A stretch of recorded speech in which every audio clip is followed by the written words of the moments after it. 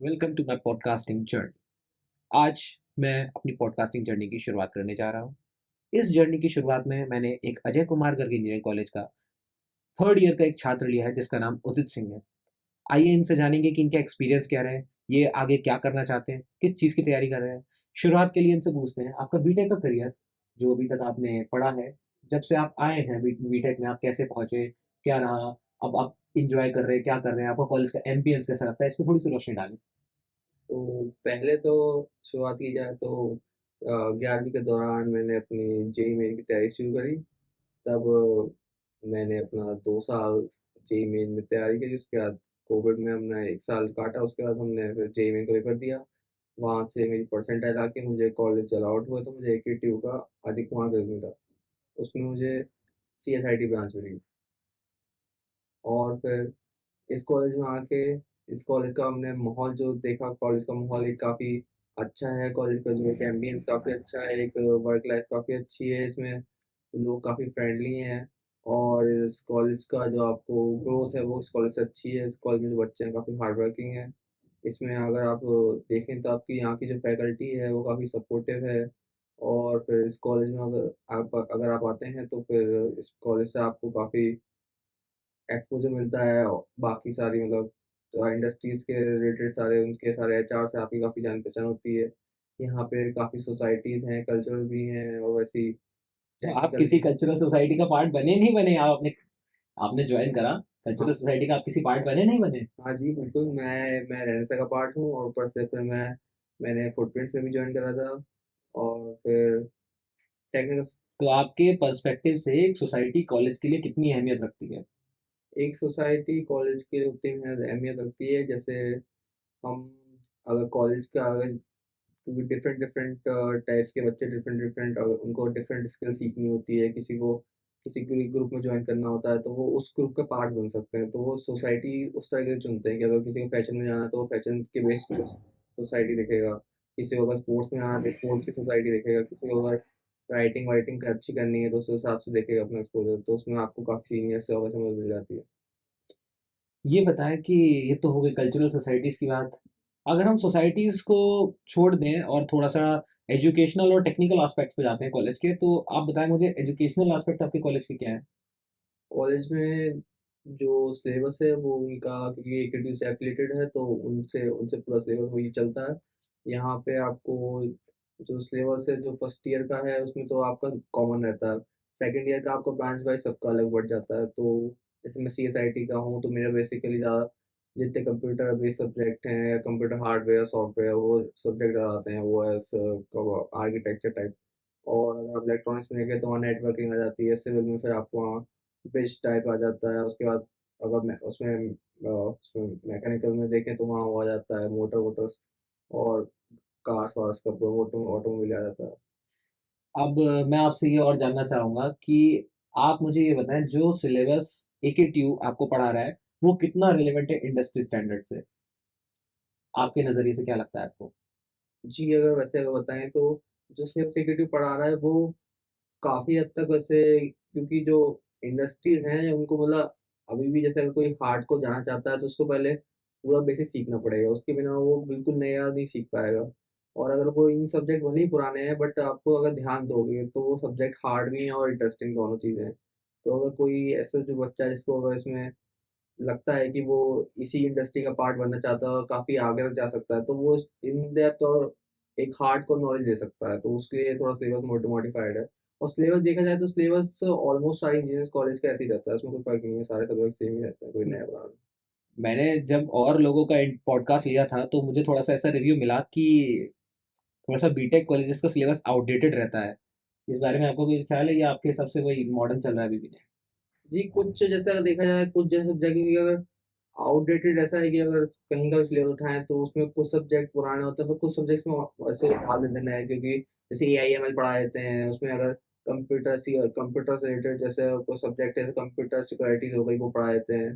तो ऐसे सब्जेक्ट वो ऐड करते हैं, कोई पाइथन पढ़ा देते हैं, तो जो नए हैं वो तो ऐड करते ही करते हैं, पर जो पुराने वो हमेशा रहते ही हैं क्योंकि वो बच्चों को जानना ज़रूरी है।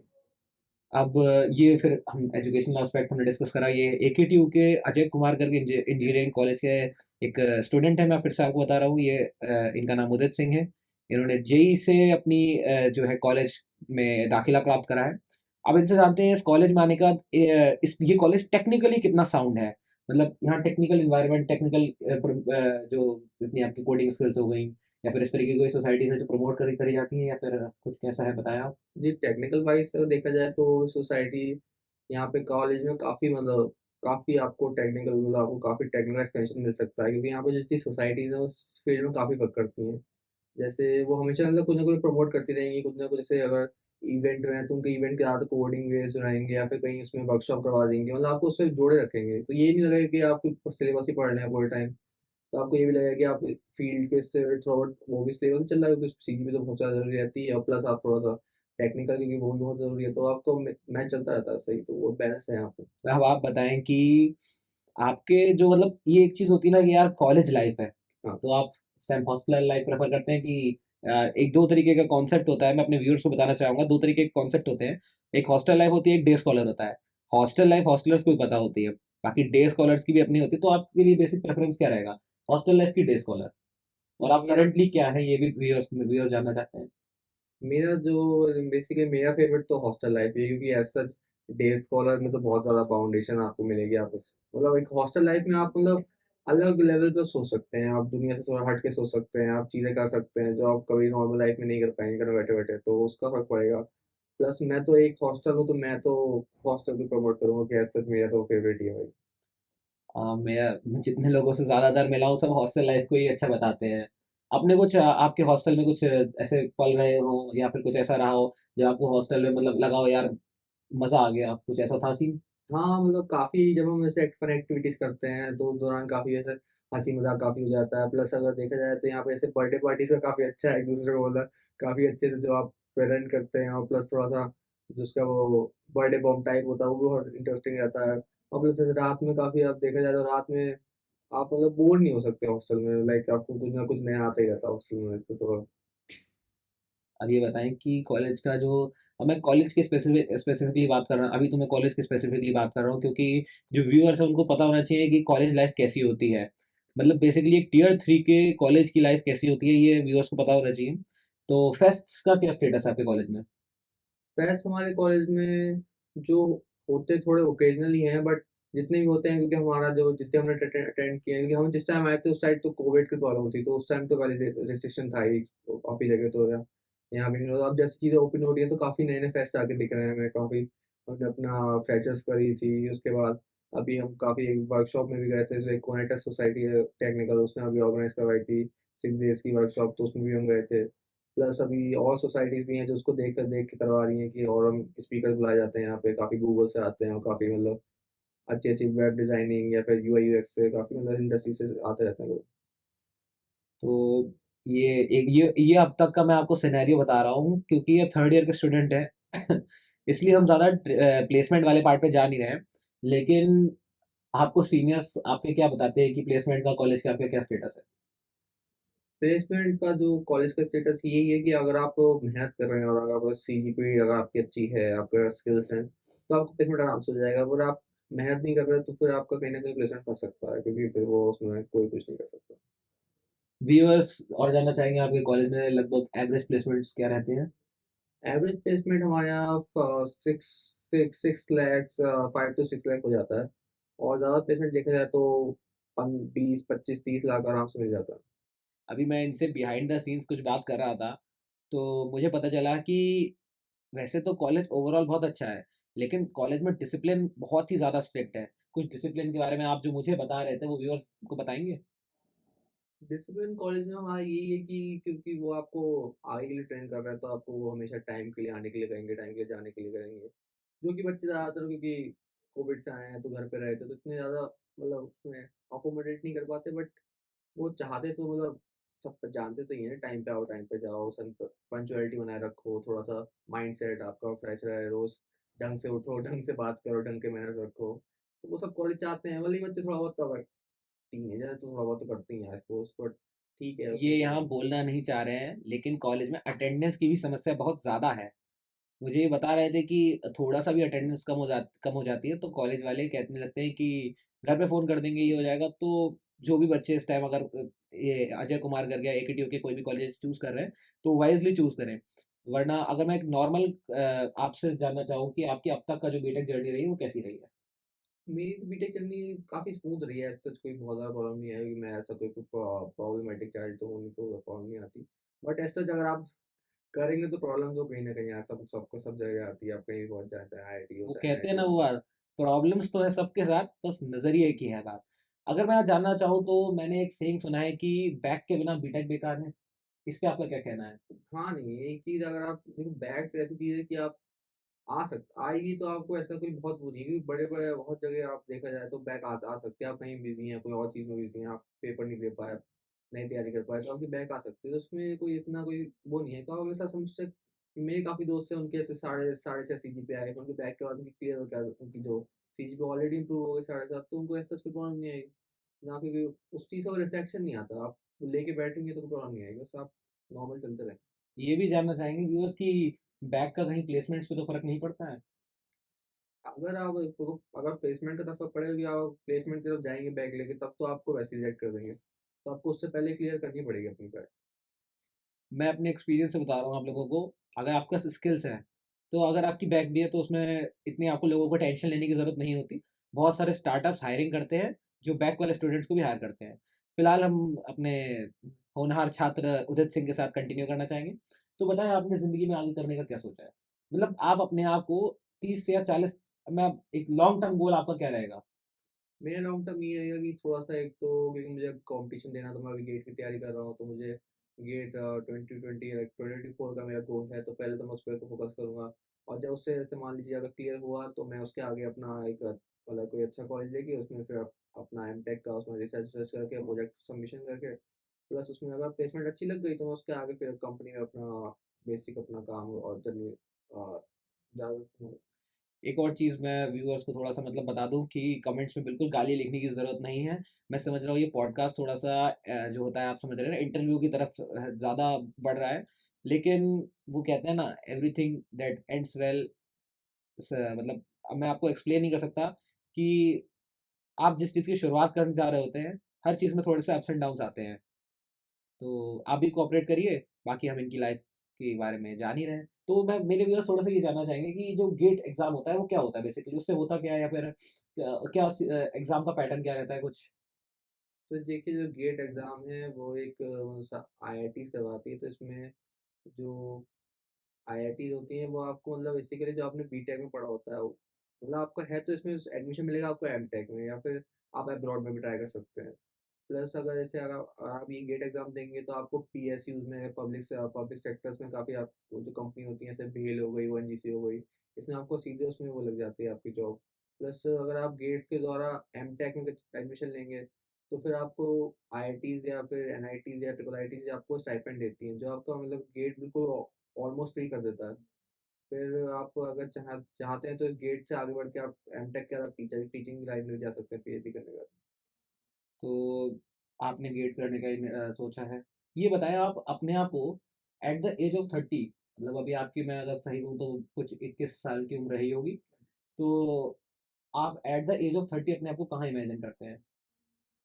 मैं एक्चुअली जो एज ऑफ 30 क्योंकि एज ऑफ 30 तो आज के 8-10 साल बाद हो गई, तो उसमें तो मैं मतलब अब अपना काफ़ी मतलब एक स्टेबल पोजीशन पे अपना लाइक एक फ्लैट के संग मतलब हो सकता है मेरी मैरिज भी हो चुकी है, उसको बड़ी बात नहीं है, तो फिर पूरा मतलब सेटलमेंट के संग ही अपना और अच्छे से लाइफस्टाइल एक इमेजिन करूँगा और कुछ आपके लिए वो एक सब लोग बीटेक में आने का सोचते हैं ना, यार इतना पैसा कमा लूँ तो मैं फाइनेंशियली स्टेबल हो जाऊँगा। तो आपके लिए वो क्या पोज़ीशन रहेगी जब आप अपने आप को फाइनेंशियली स्टेबल कहेंगे? नहीं। फाइनेंशियल स्टेबल के लिए कि जहाँ तक मेरे जैसे लाइक जितने भी सब मेरे जान-पहचान के हैं उनको लाइक द 2.5 और 3 के अराउंड लाइक उनका पैकेज है, तो उसमें उनका लाइफ अच्छी चल रही है। तो मेरा अगर देखा जाए तो मुझे एंट्री पैकेज अगर 1.5 या 1 के अराउंड मिलेगा तो मैं उसको आगे वो ग्रोथ कर सकता हूँ। तो उसमें मेरा वो फिक्स और फाइनल है। मतलब आप पर मंथ की बात कर रहे हैं ये चीज़? हाँ, 1.5 लाख पर मंथ मतलब अगर एमटेक करके आप ले रहे हैं, ये बहुत अच्छा पैकेज होता है। मेरे व्यूअर्स को मैं बताना चाहूँगा कि ये जो होते हैं ना, आपके वीआईटी जैसे कॉलेजेस में ड्रीम पैकेजेस कंसिडर करे जाते हैं।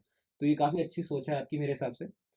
अब मैं आपसे थोड़ा-सा ये जानना चाहूँगा कि अभी आप प्लेसमेंट के लिए ओरिएंटेड हैं या फिर आप पूरा अपने कॉम्पिटिटिव एग्ज़ाम को मतलब क्या करना चाहिए? अगर कोई एक बच्चा हायर स्टडीज़ के लिए फ़ोकस कर रहा है, तो उसे दोनों तरफ पैर रखना चाहिए, नहीं रखना चाहिए? मतलब कि उसे प्लेसमेंट्स की तैयारी करनी चाहिए फॉर सिक्योरिटी रीज़न्स, क्योंकि एग्ज़ाम अब हर बंदे का या हर इंसान का एग्ज़ाम निकल जाए, ये भी कोई ज़रूरी नहीं है। तो उसको सिक्योरिटी कैसे रखनी चाहिए? फुली डेडिकेट हो जाना चाहिए, थोड़ा प्लेसमेंट्स की तरफ भी रखना चाहिए, क्या होना चाहिए?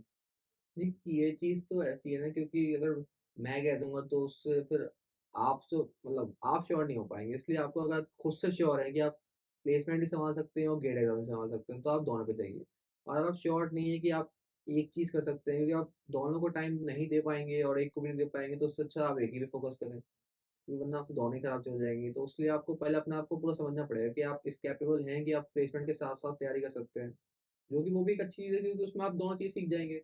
प्लेसमेंट नहीं भी हुआ तब भी आपका गेट तो है ही साइड में बैकअप। पर अगर आप गेट पे पूरा फ़ोकस करेंगे तो वो भी एक अच्छी चीज़ है, क्योंकि गेट से भी अगर आप आगे बहुत अच्छा जा सकते हैं। गेट का पेपर बर्डन रह गया था, एक बार व्यूअर्स जानना चाहेंगे, आप बताएँगे?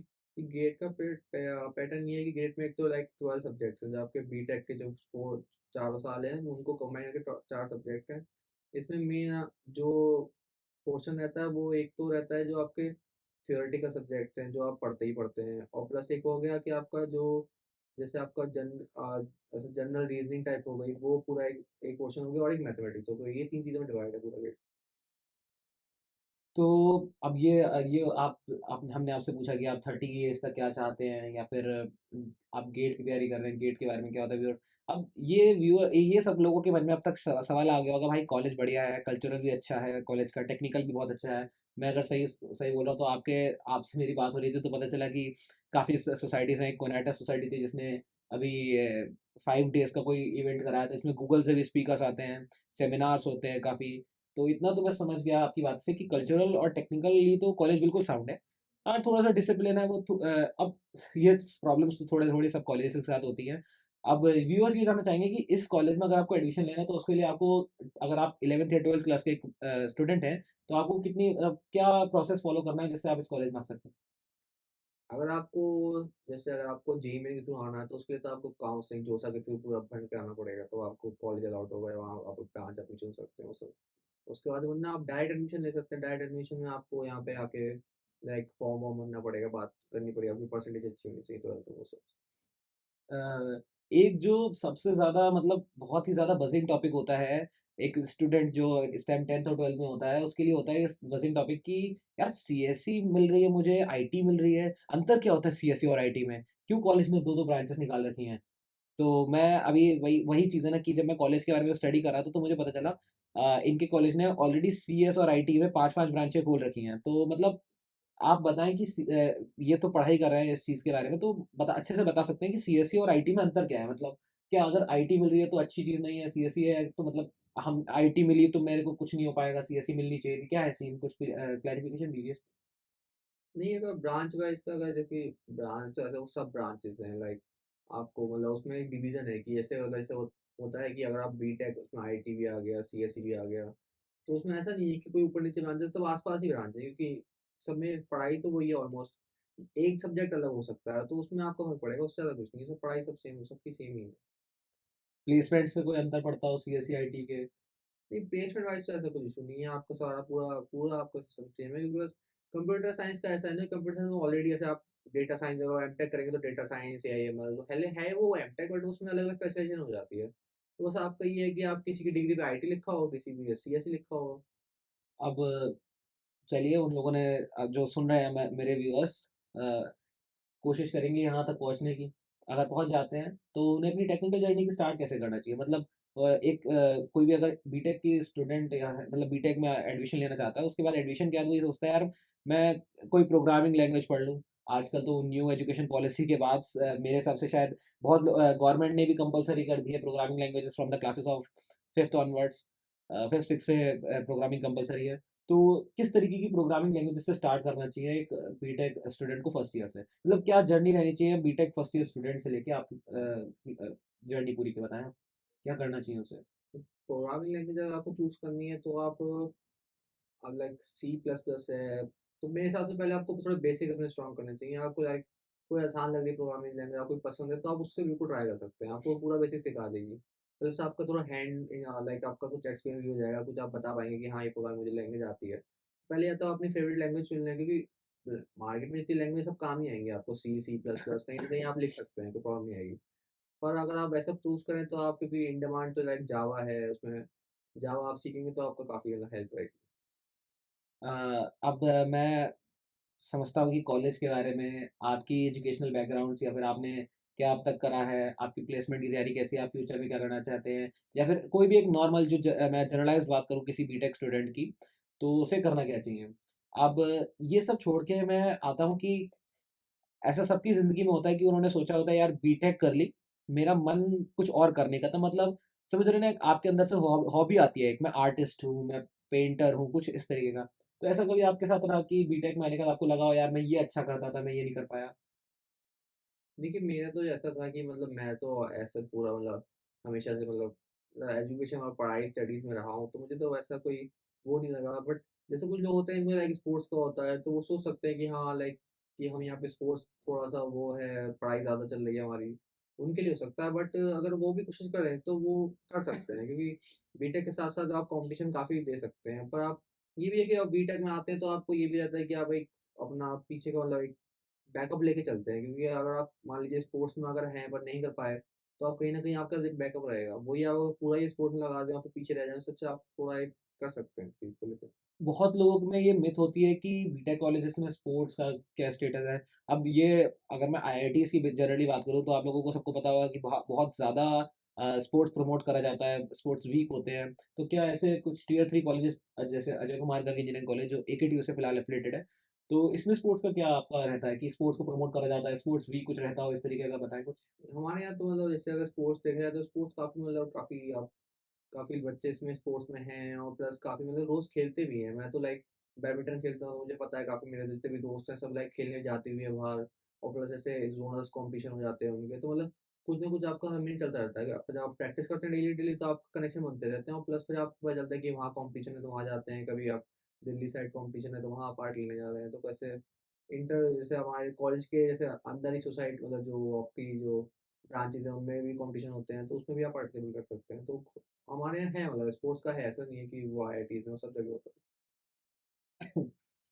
मुझे लगता है कि अ, व्यूअर्स को इस रास्ते पे छोड़ना ज़रूरी है क्योंकि मैं आपसे वादा करता हूँ कि मैं जो उदित सिंह हैं इनके साथ आप लोगों के लिए एक दूसरा एपिसोड ज़रूर लेके आऊँगा क्योंकि जो है ना सीख और मेंटरशिप जिसे आप कहते हैं वो बहुत ज़रूरी होती है। अब आप में से बहुत लोग सोचते होंगे यार इनके भैया-दीदी हैं भाई बीटेक में तो उन्हें मेंटरशिप दे रहे हैं। आप घबराइए नहीं, आपके साथ हम हैं। आपको हर रास्ते पे, हर जगह आपको पूरी मेंटरशिप दी जाएगी। आपको किसी भी तरीके की ज़रूरत होगी, आपको लाइफ़ लेसन्स के साथ मतलब मैं आपको बता दूँ कि अमरदीप जी के साथ जो है एपिसोड 2 ज़रूर लाया जाएगा। इसके लिए आप कमेंट्स में बताएँ कि आपको ज़रूरत है एपिसोड 2 की या नहीं। जैसा भी हो बताइएगा आप कमेंट्स में। मैं आपको बताऊँ कि बिल्कुल भी हेट देने की ज़रूरत नहीं है क्योंकि एज़ अ स्टार्टिंग अगर मैं कुछ स्टार्ट कर रहा हूँ ना, तो आपको क्या रहता है कि भाई मैंने पॉडकास्ट बोला स्टार्टिंग में, लेकिन थोड़ा-सा इंटरव्यू जैसा साउंड कर रहा है। तो इस चीज़ पे आपको ध्यान देने की ज़रूरत है। बाकी अगर आपको किसी भी तरीके की कोई और एडवाइस की ज़रूरत हो या फिर आपको कुछ भी सवाल-जवाब हो तो आप कमेंट्स में ज़रूर पूछ सकते हैं। मैं कोशिश करूँगा कि उदित जी उसका आंसर करें। बाकी धन्यवाद। Thank you. तो उदित जी आप कुछ कहना चाहेंगे व्यूअर्स से एट एंड? मैं एट द पॉडकास्ट को यही रोकना चाहूँगा, इंटरव्यू नहीं अब आप थोड़ा-सा रिलैक्स होके कुछ कहना चाहेंगे व्यूअर्स से कि क्या ज़रूरी है, क्या नहीं? कुछ तरीके का बताएँ, हमको एडवाइस दे दें। अच्छा, मेरी तो एक फाइनल ये एडवाइस है कि आप जो भी लाइफ में करें मतलब खुशी-खुश रह के करें। आप उसमें कभी दबाव फ़ील ना करें। आप जो भी लाइक करें कि लाइक हम पॉडकास्ट कर रहे हैं तो हम उसमें अपना वो मन से कर रहे हैं। ऐसे आप कुछ कर रहे हैं तो उसमें आप पूरा मन से करें। तो इसमें ये नहीं है कि आप कई सोसाइटीज़ का सोच रहे हैं कि कौन क्या बोल रहा है। इससे अच्छा आप जो मन में है वो पॉज़िटिव है तो आप पूरा ट्राई करें और अच्छे से करें चीज़ को। बाकी जैसा मैंने बोला अगर आपको किसी चीज़ की ज़रूरत हो, तो आप नीचे मेरा लिंक्डइन प्रोफ़ाइल भी आ रही होगी, इंस्टाग्राम प्रोफ़ाइल भी आ रही होगी। बाकी यूट्यूब के कमेंट सेक्शन आप लोगों के खुला है। बाकी good night. Enjoy. Thank thank you and have a nice day.